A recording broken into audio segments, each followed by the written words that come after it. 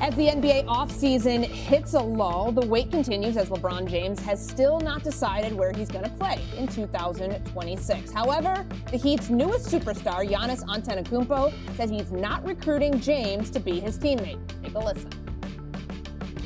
I don't think I'll pitch anything to him. I feel like in his career, he always made good decisions. That's what the history have showed. Everywhere that he's been, he's won. If he believes that the Miami Heat organization is it's a good decision for him and his family, he should make that decision. But he's one of the greatest players to play this game, if not the greatest. From day one, he offers so much to a team. For me, having a guy like that, it will be wonderful to learn from. To try to pick his brain, and it's a person that definitely I look up to. He's been in Miami, he knows what Miami is about, and when he's ready, he'll decide. So that's what Giannis said, and meanwhile, there was something yesterday that made us go, Miami Heat posted a link to a scheduled YouTube live stream titled, quote, LeBron James Introductory Press Conference, with a date set for July 27th. A team spokesperson told Shams last night that their social media department was preparing for the possibility of James signing and mistakenly posted the now deleted link.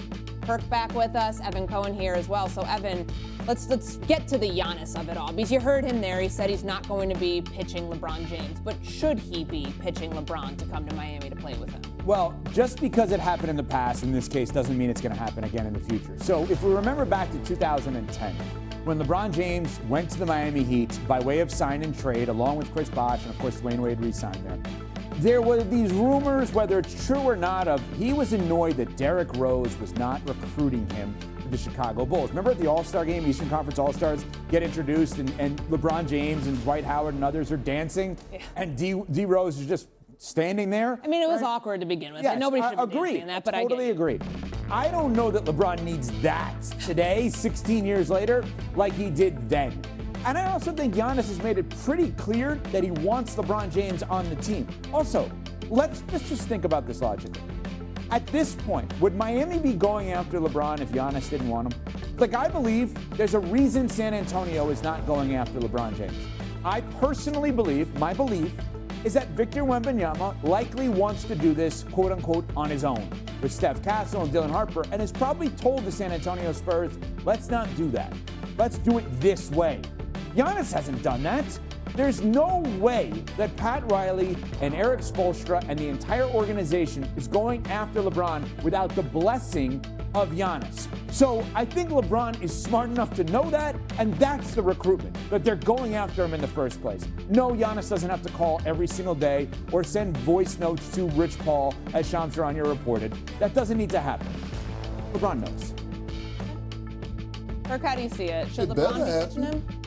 Or Giannis be pitching LeBron? It better happen. Giannis better get uncomfortable if he's trying to get LeBron James. Look, we're in the moment right now where LeBron James wants to feel loved, okay? And he wants his flowers. And I'm not talking about from the entire basketball world. I'm talking about from his peers.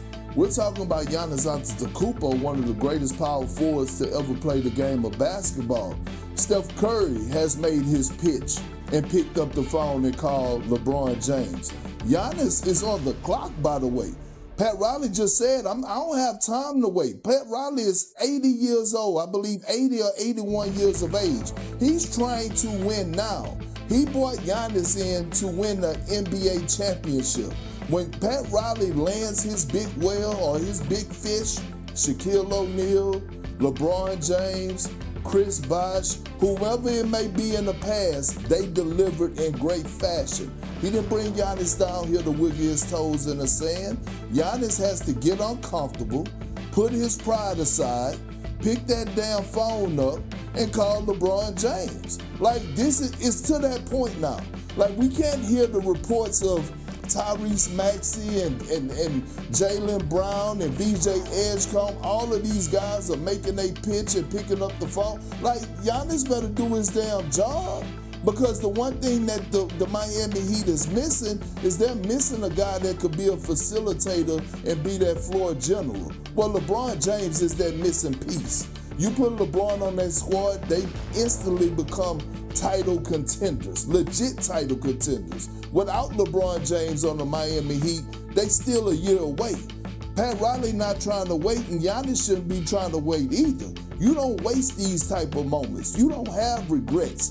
Giannis better pick up their phone and dial LeBron James personally. Well, if LeBron goes to the Heat, we may retroactively look at this and say maybe it was LeBron actually recruiting Giannis.